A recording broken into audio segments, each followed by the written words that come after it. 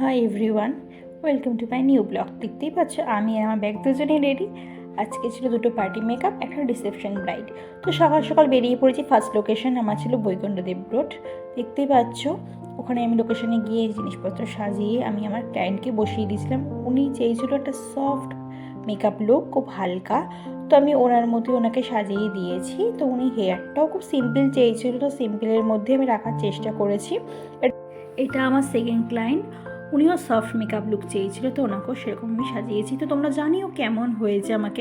তো তারপর আমি পৌঁছে গেলাম আমার থার্ড লোকেশন, যেখানে রিসেপশন ব্রাইড সাজানো ছিল অনেকটা ভেতর দিকে। দেখতেই পাচ্ছি রাস্তাঘাটের কি অবস্থা, প্রচণ্ড কাজ চলছিল এবং জার্কিং হচ্ছিল অটোতে, তো কিছু করার ছিল না। তো যাই হোক আমি পৌঁছে গেছিলাম আমি আমার থার্ড লোকেশনে। চারিদিকে দেখো কি সুন্দর লাগছে সবুজ গাছপালায়, তাই না? তো দেখতে দেখতে আমি রিসেপশনের শ্বাস শুরু করে দিয়েছি। দেখতেই পাচ্ছি এটা হলো শাড়িটা, ওর কালারটা খুব সুন্দর। এই যে মেয়েটাও খুব মিষ্টি, অনেক ছোট।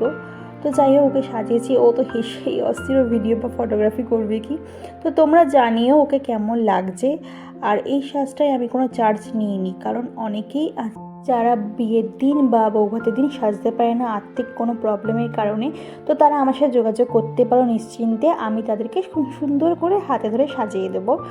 তো দেখতে দেখতে আমি বিয়েবাড়ি থেকে বেরিয়েও পড়েছিলাম। অনেকটা রাত হয়ে গেছিলো, তো একা ফিরতে হচ্ছিলো, খুব ভয়ও লাগছিলো, কারণ অচেনা জায়গা তো, দিনকাল খুবই খারাপ। তো কিছু করার ছিল না, তো আমি ফোনে ভিডিও অন করে আমি পুরো রাস্তাটা যাই। তো অটোও পেয়ে গেছিলাম। তো আজকের মতো এইটুকু, তাড়াতাড়ি আবার দেখা হবে নেক্সট ব্লগে। টাটা।